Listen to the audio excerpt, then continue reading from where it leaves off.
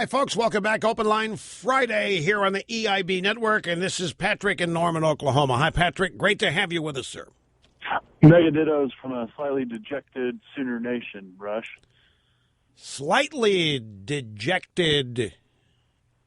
What did you say? Sooner Nation. Oh, Sooner Nation. Yeah, I hear you. I wanted to talk about the president's apology last night. He seems to have this pattern where he basically says, "Oh, I was crossing my fingers when I said that, so don't worry about when I said that. I didn't really mean that." And then I also no. Actually, he did. He meant to lie. He meant for people to believe that their policies and doctors wouldn't change and their premium would get cheaper. He meant that. I agree with you. What's happened now is that people are learning that they're being canceled. They don't get to keep any of that. And the focus group data, I'm convinced, is so bad that they had to arrange this phony apology appearance on NBC last night. I agree, but that's what his apology was that, I said that, but I was crossing. You can't hold me to that. I didn't really mean it anyway.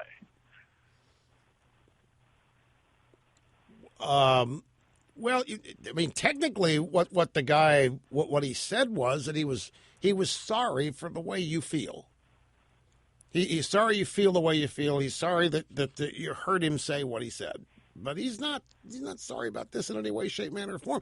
Nobody's going to. Well, I take that back. I was going to say nobody's going to call him on it. Let's go to grab soundbite number 10. Because Candy Crowley last night on Anderson Cooper. He said an apology for the first time from the president for anything related to Obamacare. And for the first time, we've heard one about something other than the website. What do you make of it, Candy baby? Well, I wonder how this will, as they say, play in Peoria, simply because this may be too little too late. It's the other part of his statement, I think, that will eventually get all the attention. I grew up in the Midwest. My father had this saying when you went and said, "Oh, I'm sorry I didn't do this," because he'd say, "Sorry, don't get the hay in," meaning, for East Coast translation, an apology doesn't correct the problem. I think we are at that point where the president has to do something, and he, having signaled that in this interview, is going to have to accept some changes to something he didn't want to change. Yeah, well, let me tell you something about that, folks. She's got a point here. Too little, too late. But nothing's changed after the apology, and that's true. Now, what do you think of this? Because of this, there is now heightened talk of delaying the individual mandate for a year. Now, there was a time not long ago where that would have been advantageous. But now, when Obama and the whole thing are on the ropes, it would be a gross error to delay the individual mandate. I think what the Republican Party said, don't do anything, Ted. Leave it alone. It's going to implode. All right, fine. Do not let them delay this mandate. Do not go along with that. You make everybody live with this debacle. If that was going to be the Republican plan, hey, it can't succeed. It's going to implode. Then do not delay that mandate, because all you're doing by delaying the mandate is eliminating all of this pain, which is going to help the Democrats in the 2014 midterms, right? So if the Republicans go along with delaying the mandate, they're making a big mistake here, folks. I just got a note from a friend who's been listening to the discussion today about the Obama apology. And Candy Crowley, it didn't go far enough. It didn't change anything. My friend says, Rush, you know what's driving me nuts about this is? He never even admitted he lied. In fact, Obama emphasized that he meant what he said when he said it. I mean, a person cannot apologize for lying without first admitting that he actually told a lie. You never get to the business about whether somebody's sorry or not until they tell you they've done it in the first place. And he never admitted lying. And that's exactly right. And he was not apologizing for what he did. He was apologizing for making you feel the way you felt when you discovered that he lied. He's sorry that you felt betrayed, but deal with it. And in fact, you think you're feeling bad. He got screwed by a website. That's the real takeaway. He said, I've been burned by a website. Well, Americans have been burned too, but I've been burned by a website. We're dealing with a megalomaniac here, but he didn't apologize. Didn't admit that he lied. I'm telling you, the only way Obamacare can happen is if everybody loses their plans. It must happen that way.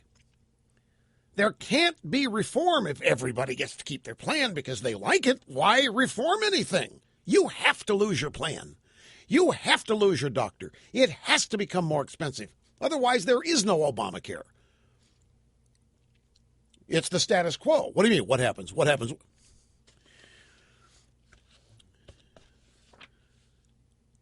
Okay, Snurdly just said, what happens when they don't meet the financial targets? What financial target have they met? Okay, first was the Porculus bill, and it was going to cause all this growth, and that didn't happen. What financial target? This bill was not. It was going to cost less than $1 trillion to begin with. And, they need all these healthy young people paying in to fund the health care for the seasoned citizens and the sick. And what happens when that doesn't happen?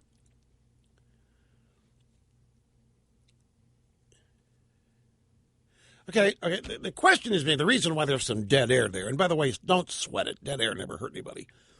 Snurdly was asking me a question. So when they don't hit their targets for money donated, contributed, paid for by healthy people, buying policies, which covers the health care costs of the sick and the seasoned, what happens then? No big deal. Print it. What do you mean, what happens then? They're pumping $85 billion a month into the stock market with QE, whatever it is now, 3 or 4.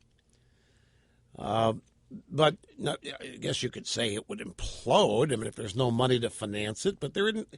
Snurdly, we've spent $17 trillion that we don't have, and we're still operating. We have $85 trillion in unfunded pension liabilities nationwide, federal and private sector, that there isn't the money for. And we just keep chugging along. What happens when the financial targets were never going to be hit? This was never going to work. This cannot work. The only way this could work is if they, and maybe, I shouldn't say never, but where this is headed, if they're really concerned about meeting the financial targets, where this is headed is them going to your bank account and getting your money, whether they've got a functioning website or not. Whether where this is headed is them taking money from your tax return and not giving you a refund or sending you a bill or what have you. Or putting a lien on your bank. I don't know. But it was never going to work. Social Security doesn't work in terms of financial targets. The war on poverty doesn't work. There's not one government program that works. In a financial sense, every government program is in the red to the point that you can't see the color anymore. It's so deep. This was never going to work. I mean, people that don't understand economics designed this. It was never going to work. You know what I can't believe? Here we've got this massive plan, and it's national health care, right? And it's going to cover everybody. It's going to cover the uninsured. It's going to cover the sick. It's going to cover the elderly. It's going to cover everybody. I mean, that's the deal, right? It was finally going to be fair. Everybody was going to get coverage. And then I hear we need a minimum 7 million people to sign up to make it work. So wait a minute. How in the world does 7 million signing up make it work in a nation of 300 million? It can't possibly work Well, Rush, you just don't understand. We need a minimum 7 million people signing up to the exchanges and paying the premiums and policy prices, and that will cover it. How?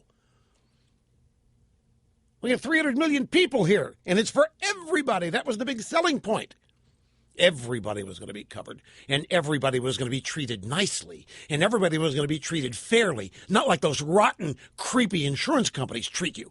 And even if you had a pre-existing condition, you were going to be covered.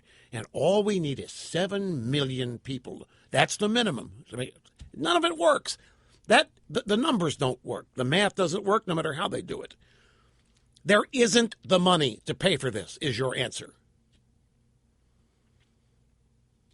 What happens when they don't meet their cost targets? Name one target they have met, ever.